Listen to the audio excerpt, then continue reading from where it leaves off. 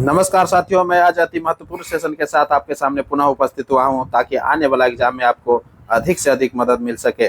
तो जो भी एस्पिरेंट्स आप वीडियो देख रहे हैं, सभी वीडियो देखने का प्रयास करिए दोस्तों। क्यों? क्योंकि आने वाला जो वनडे एग्जाम होगा वह आपके लिए प्रसिद्ध साबित होगा। क्यों क्यों प्रसिद्ध दिलाएगा? क्योंकि आपके एग्जाम की सफलता ही आपको गाँव समाज में प्रसिद्धि दिलाता है दोस्तों। इसलिए आप मेहनत कीजिए और आपके मेहनत में चार चांद लगाने के लिए आप सभी वीडियो देखते रहिए दोस्तों। क्यों? क्योंकि आपकी सफलता ही सभी को जो है केंद्रित करता है और सभी को आकर्षित करता है। तो फर्स्ट क्वेश्चन है, कौन सी मिट्टी नदियों द्वारा निर्मित है? कौन सी मिट्टी जो है नदियों द्वारा निर्मित है? तो कौन सा मिट्टी नदी द्वारा निर्मित होता है दोस्तों? आप देखे होंगे कि नदी के किनारे जो है जो भी खेती रहता है वो अत्यधिक उपजाऊ होता है। क्यों हो जाता है? क्योंकि नदी के किनारे जो मिट्टी होता है वो जलोढ़ मिट्टी ज्यादा होता है दोस्तों। क्या होता है? ऑप्शन बी हो जाएगा। क्लियर?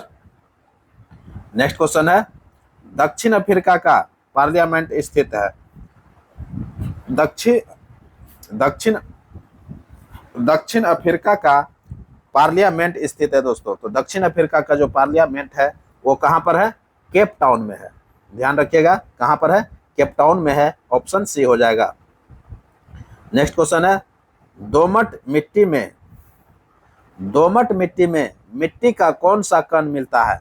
दोमट मिट्टी में मिट्टी का कौन सा कण मिलता है? तो दोमट मिट्टी में जो होता है बालू कण, चिकना कण ये भी मिलता है, चिकना कण ये भी मिलता है, पानसु कण ये भी मिलता है दोस्तों। दोमट मिट्टी में जो है कौन सा कण मिलता है? तो बालू कण मिलता है, चिकना कण मिलता है, पानसु कण मिलता है। ये सभी हो जाएगा, उपयुक्त में से एक से अधिक हो जाएगा। क्लियर?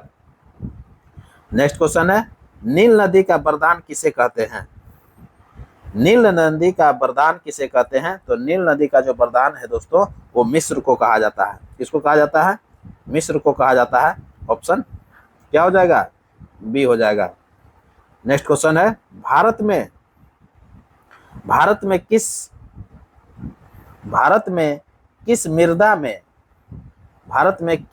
मृदा हो जाएगा? देखिएगा, यहाँ गलती थोड़ा टाइपिंग करने में कर दिया है। तथा भारत में किस मृदा से होना चाहिए? देखिए यहाँ सही कर लीजिएगा आप लोग। भारत में किस मृदा से मृदा अपरदन की समस्या गंभीर है? तो भारत में जो है किस मृदा से मृदा अपरदन की समस्या गंभीर है दोस्तों? तो कौन सा मृदा में मृदा अपरदन की समस्या गंभीर है? तो शिवालिक पहाड़ियों के पाद क्षेत्र जो है, इसका शिवालिक पहाड़ियों का जो पाद क्षेत्र है उसका जो है मृदा अपरदन की समस्या ज्यादा गंभीर है। ऑप्शन क्या हो जाएगा? ऑप्शन ए हो जाएगा। क्लियर? नेक्स्ट क्वेश्चन है, पुष्यमित्र शुंग ने अश्वमेध यज्ञ कितने बार करवाया था? पुष्यमित्र शुंग ने अश्वमेध यज्ञ जो है वो 2 बार करवाए थे दोस्तों।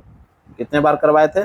2 बार करवाए थे। और महर्षि पतंजलि के देख रेख में करवाए थे। क्लियर? महर्षि पतंजलि जो है ये अश्वमेध यज्ञ करवाए थे।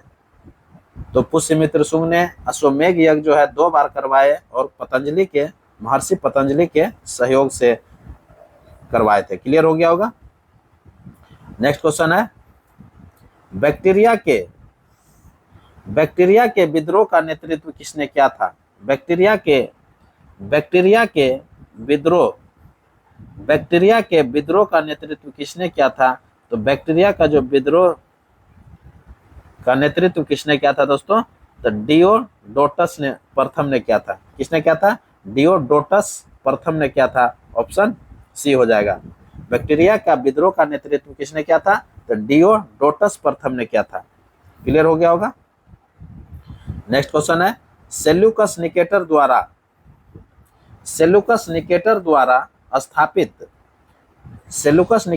स्थापित पश्चिमी तथा मध्य एशिया के विशाल साम्राज्य को किस उत्तराधिकारी ने अक्षुण्ण बनाए रखा था?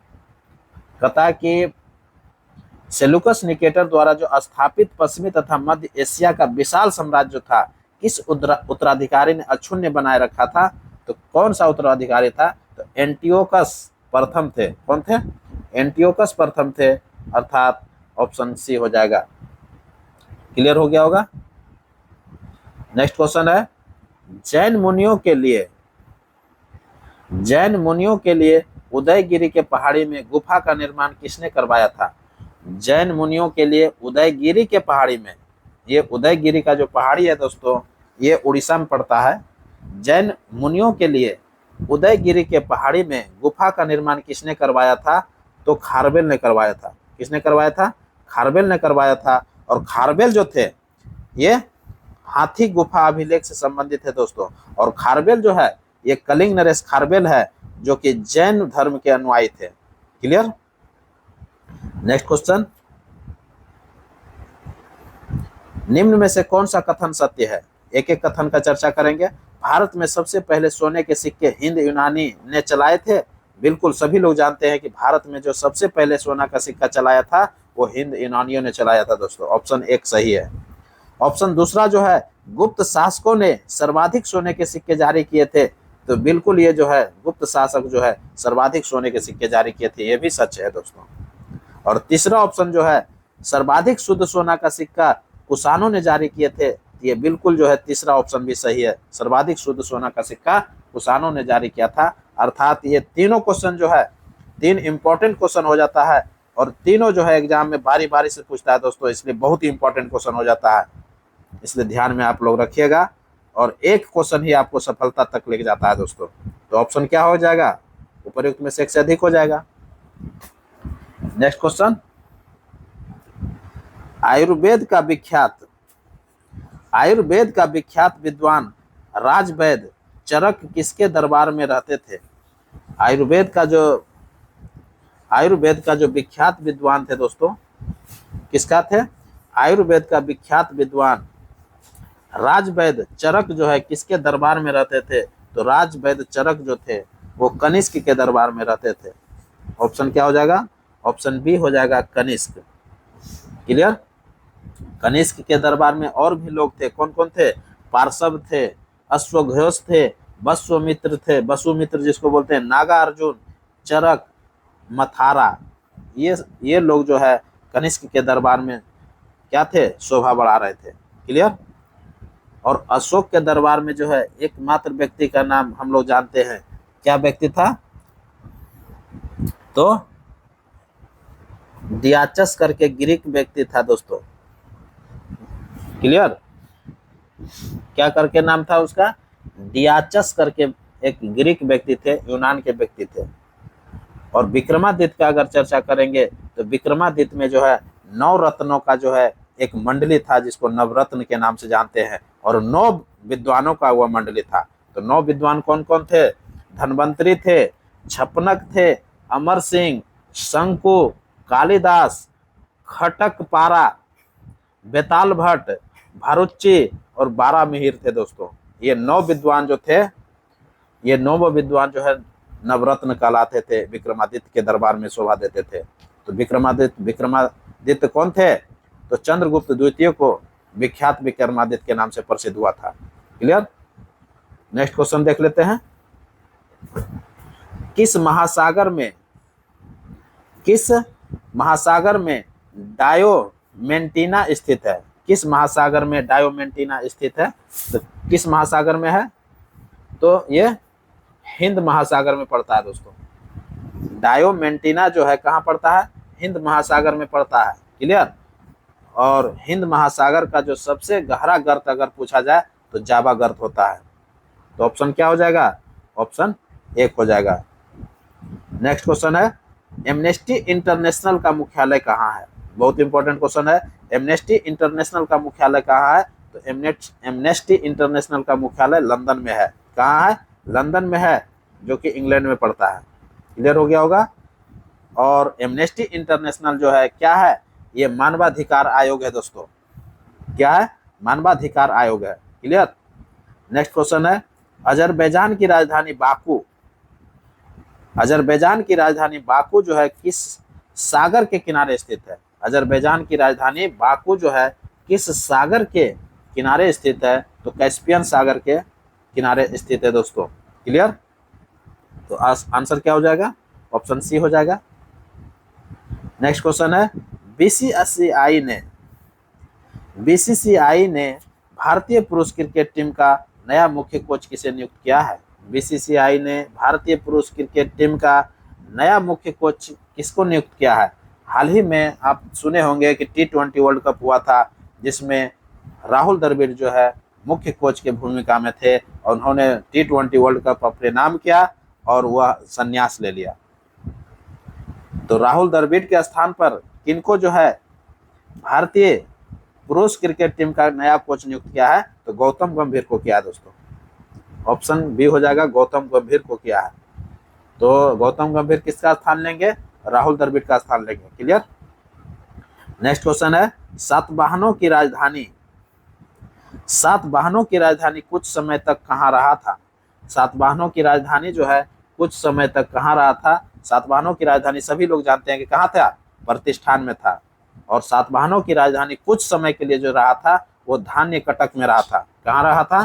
धान्य कटक में रहा था। ऑप्शन सी हो जाएगा। और सातवाहनों की अगर राजधानी पूछेगा तो प्रतिष्ठान में हो जाएगा दोस्तों। क्लियर। सातवाहनों की राजधानी कहाँ हो जाएगा? प्रतिष्ठान में हो जाएगा। और कुछ समय के लिए अगर राजधानी पूछ रहा है तो ये बहुत इंपॉर्टेंट हो जाता है, जो कि धान्य कटक में थे। क्लियर हो गया होगा। तो सातवाहन वंश की स्थापना किसने किया था? सिमुक ने किया था।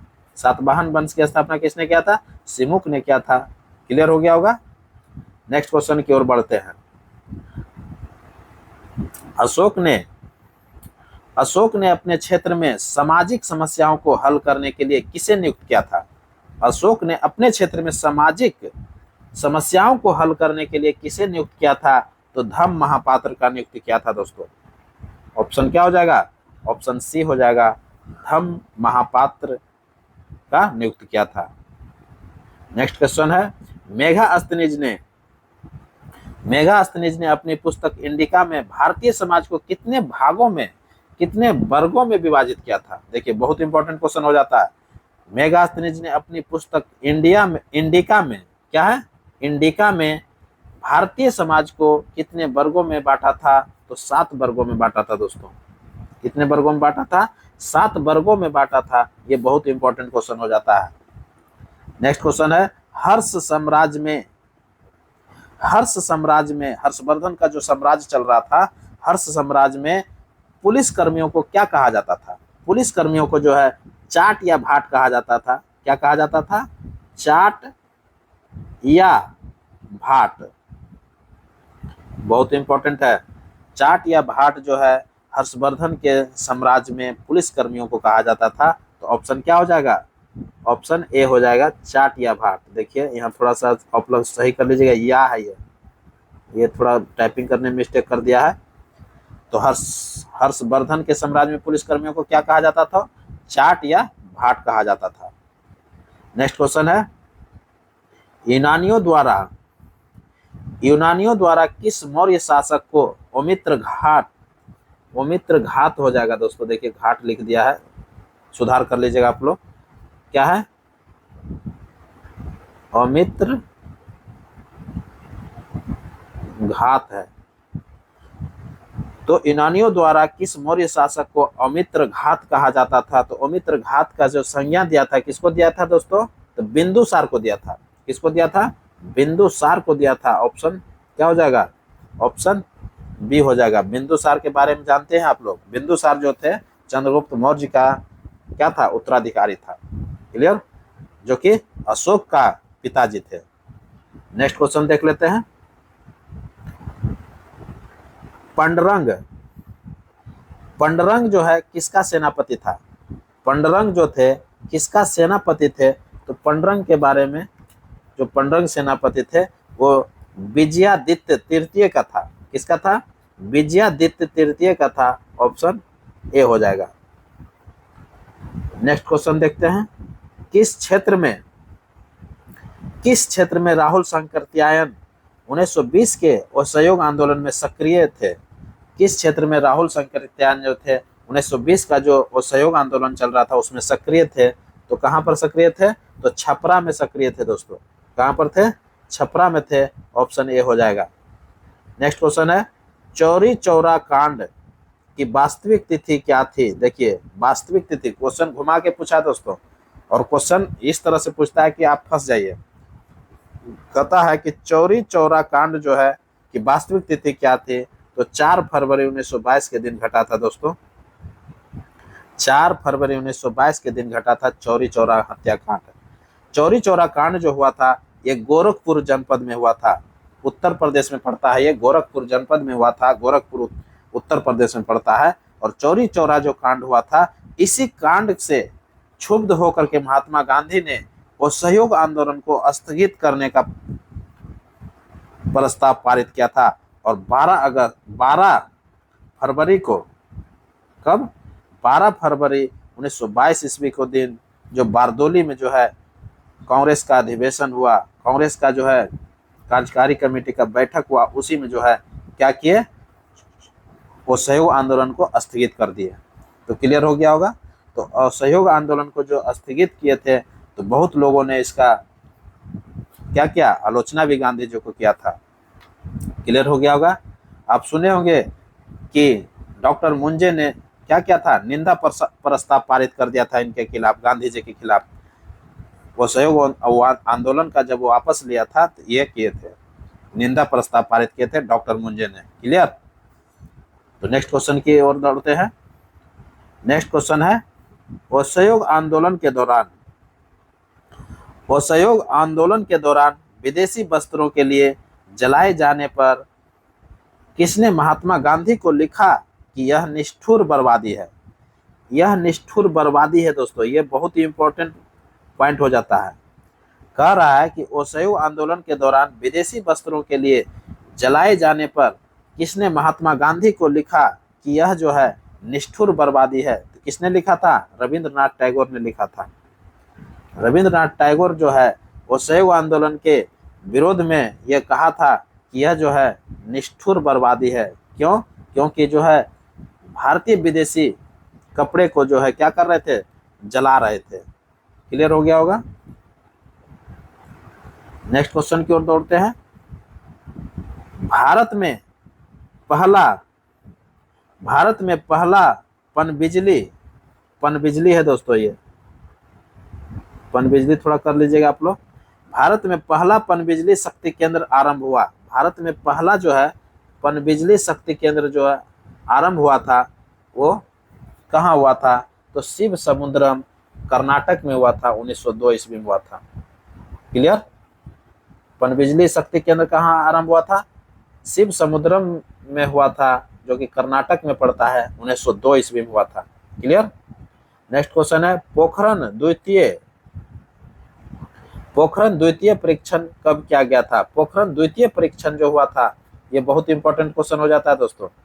पोखरण द्वितीय परीक्षण कब किया गया था, तो पोखरण द्वितीय परीक्षण जो किया गया था वो 11 मई 1998 के दिन किया गया था। ऑप्शन ए हो जाएगा, 11 मई 1998 के दिन किया गया था। और शक्ति 2 के नाम से ये कूट नाम जो था, क्या था, शक्ति 2 के नाम से ये जो है परीक्षण किया था। और ये जो परीक्षण हुआ था ऑपरेशन शक्ति के नाम से, इसका कूट नाम जो दिया गया था ऑपरेशन शक्ति नाम दिया था। क्या नाम दिया था, ऑपरेशन शक्ति नाम दिया था। और शक्ति 2 के नाम से 11 मई 1998 को जो है पोखरण 2 में परीक्षण किया गया था। क्लियर। और परीक्षण 1 जो हुआ था, पोखरण 1 की चर्चा जब हम करेंगे, पोखरण 1 का चर्चा जो हुआ था स्माइलिंग बुद्धा नाम से हुआ था। किस नाम से हुआ था, स्माइलिंग बुद्धा नाम से हुआ था। 18 मई 1974 के दिन हुआ था। 18 मई 1974 के दिन जो हुआ था प्रथम परमाणु पोखरण का हुआ था परीक्षण। क्लियर हो गया होगा, जो कि स्माइलिंग बुद्धा के नाम से जाना जाता है। और 1998 में जो हुआ परीक्षण 2, पोखरण 2 का जो शक्ति 2 का जो परीक्षण किया गया था, उसको ऑपरेशन शक्ति के नाम से जानते हैं। क्लियर। नेक्स्ट क्वेश्चन देखते हैं। शुष्क भूमि के लिए सर्वाधिक उचित फसल कौन है।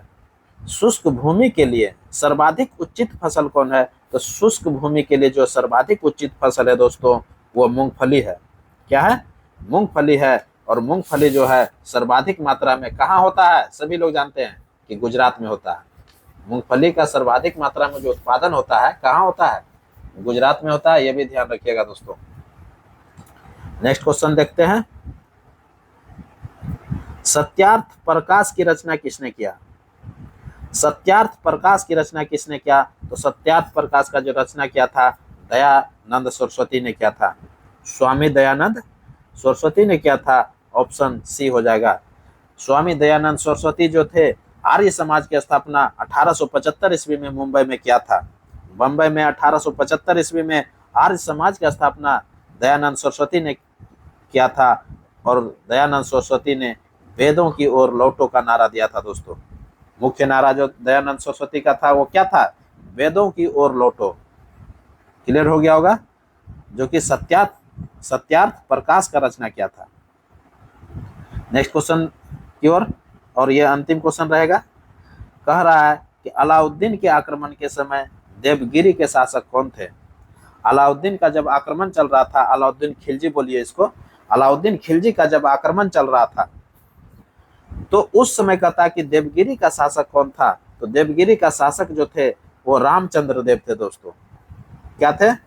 रामचंद्र देव थे, जो कि 1296 ईस्वी में देवगिरी पर आक्रमण किया था। अलाउद्दीन खिलजी ने कब आक्रमण किया था देवगिरी पर? 1296 ईस्वी में आक्रमण किया था। उस समय जो थे देवगिरी का शासक रामचंद्र देव थे। वही पूछ रहा है कि कौन थे? तो रामचंद्र देव थे। क्लियर हो गया होगा। ऑप्शन बी हो जाएगा। अलाउद्दीन खिलजी का जो शासन था दोस्तों वो 1296 से लेकर के 1316 ईस्वी तक शासन किया था। खिलजी वंश का जो थे ये दूसरा शासक हुए। क्लियर हो गया होगा। और खिलजी का, अलाउद्दीन खिलजी का जो मेन सेनापति था मलिक काफूर था। मलिक काफूर ने दक्षिण भारत पर आक्रमण करने वाले प्रथम मुस्लिम सेनापति था दोस्तों। दक्षिण भारत पर आक्रमण करने वाले प्रथम मुस्लिम सेनापति अगर पूछा जाए तो दक्षिण भारत पर आक्रमण करने वाले प्रथम मुस्लिम सेनापति का नाम आता है मलिक काफूर। और जब शासक का नाम पूछा जाएगा तो अलाउद्दीन खिलजी का नाम आता है दोस्तों। क्लियर हो गया होगा। तो दक्षिण भारत पर आक्रमण करने वाला पहला शासक पूछा जाए मुस्लिम शासक तो अलाउद्दीन खिलजी था। और सेनापति पूछा जाए तो मलिक काफूर था। क्लियर। मलिक काफूर जिन्होंने दक्षिण भारत का जो है विजय किया था दोस्तों। दिल्ली सल्तनत में 5 वंशों ने शासन किया। सभी वंश के बारे में आप लोग जानते होंगे। गुलाम वंश, खिलजी वंश, तुगलक वंश, सैयद वंश और लोदी वंश। ये दिल्ली सल्तनत का काल रहा था। गुलाम वंश की स्थापना कुतुबुद्दीन ऐबक ने किया था 1206 ईस्वी में, जो कि गुलाम वंश जो है 1206 से 1290 ईस्वी तक चला था। और गुलाम वंश का अंतिम शासक शमसुद्दीन कैमूर हुआ था। तो गुलाम वंश क्लियर हो गया होगा। गुलाम वंश का स्थापना कुतुबुद्दीन ऐबक ने 1206 ईस्वी में किया था, जबकि गुलाम वंश जो है 1206 से 1290 तक रहा था। और 1290 में अंतिम शासक जो गुलाम वंश का हुआ शमसुद्दीन कैमूर हुआ। उसके बाद खिलजी वंश का स्थापना हो जाता है, जो कि 1290 में हो जाता है। और 1290 में खिलजी वंश का स्थापना जलालुद्दीन फिरोज खिलजी ने करता है। जलालुद्दीन फिरोज खिलजी जो स्थापना करता है, खिलजी वंश की स्थापना 1290 ईस्वी में। और 1290 से 1320 ईस्वी तक खिलजी वंश का शासन चलता है। और 1320 ईस्वी में मुबारक खां जो है खिलजी वंश का अंतिम शासक हो जाता है। क्लियर। तो मुबारक खां जो है, मुबारक खां खिलजी वंश का अंतिम शासक हो गया। और मुबारक खां को जो है क्या करते हैं, गयासुद्दीन तुगलक, मुबारक खां का एक सेनापति था खुसरो खां। क्या नाम था? खुसरो खान था। तो मुबारक खान को क्या करता है, उसका ही सेनापति खुसरो खां मुबारक खान को क्या करता है, हत्या कर देता है। और खुद जो है सिंहासन पर बैठ जाता है। कुछ ही समय के लिए बैठता है, लेकिन खुद सिंहासन पर बैठ जाता है। और कुछ ही समय के बाद दिल्ली पर आक्रमण हो जाता है तुगलक वंश का, गयासुद्दीन तुगलक का, जिन्होंने गयासुद्दीन तुगलक ने तुगलक वंश का स्थापना 1320 में ही कर देता है। और तुगलक वंश जो है 1398 तक चलता है दोस्तों। 1398 में तुगलक वंश का अंतिम शासक जो है नसरुद्दीन महमूद हो जाता है। कौन हो जाता है? नसरुद्दीन महमूद हो जाता है तुगलक। नसरुद्दीन महमूद तुगलक के नाम से अंतिम शासक तुगलक वंश का हो जाता है। क्लियर। और तुगलक वंश का समाप्ति के बाद कुछ समय के लिए छोटे छोटे राजवंशों ने शासन करता है। फिर जो है दिल्ली पर सैयद वंश का स्थापना हो जाता है। सैयद वंश की स्थापना खिज्र खां ने करता है। कौन करता है? खिज्र खां ने करता है। और सैयद वंश का अंतिम रूप से जो है क्या करता है? अंतिम शासक अलाउद्दीन आलम शाह हो जाता है। कौन हो जाता है? अलाउद्दीन आलम शाह सैयद वंश का अंतिम शासक होता है, जो कि 1451 ईस्वी तक रहता है। कहाँ से कहाँ तक सैयद वंश चलता है? 1414 ईस्वी से 1451 तक चलता है। उसके बाद लोधी वंश का स्थापना दिल्ली सल्तनत पर हो जाता है। दिल्ली सल्तनत पर जो लोधी वंश का स्थापना होता है बहलोल लोधी ने करता है 1451 ईस्वी में, जो कि 1526 ईस्वी तक चलता है। और 1526 का इतिहास आप सभी लोग जानते हैं कि बाबर का आक्रमण होता है, और 1526 ईस्वी में इब्राहिम लोधी लोधी वंश का अंतिम शासक हो जाता है। और इब्राहिम लोधी जो है बाबर के साथ युद्ध करता है, पानीपत का प्रथम युद्ध लड़ता है 1526 ईस्वी में। और पानीपत के प्रथम युद्ध में इब्राहिम लोधी जो है मारा जाता है और बाबर का विजय होता है, और दिल्ली सल्तनत पर जो है एक नए राजवंश का स्थापना होता है, जिसको हम लोग मुगल वंश के नाम से जानते हैं। दोस्तों क्लियर हो गया होगा? इस तरह से हम क्लियर कर दिए हैं। एक भी क्वेश्चन आपसे एग्जाम में नहीं छूटेगा दोस्तों। तो क्वेश्चन कभी कभी पूछ भी लेता है कि वह मध्यकालीन शासक कौन था जिन्होंने युद्ध स्थल पर ही मारा गया था? तो यही पहला शासक था दोस्तों, इब्राहिम लोधी, जिन्होंने कि युद्ध स्थल में, युद्ध के मैदान में मारा गया था। तो क्लियर हो गया होगा? इस तरह से अब हमको इजाजत दीजिए। मैं पुनः एक नए वीडियो के साथ आपके सामने उपस्थित होऊंगा। तब तक के लिए आप पढ़िए और अगले वीडियो का इंतजार कीजिए। तब तक के लिए नमस्कार, जय हिंद।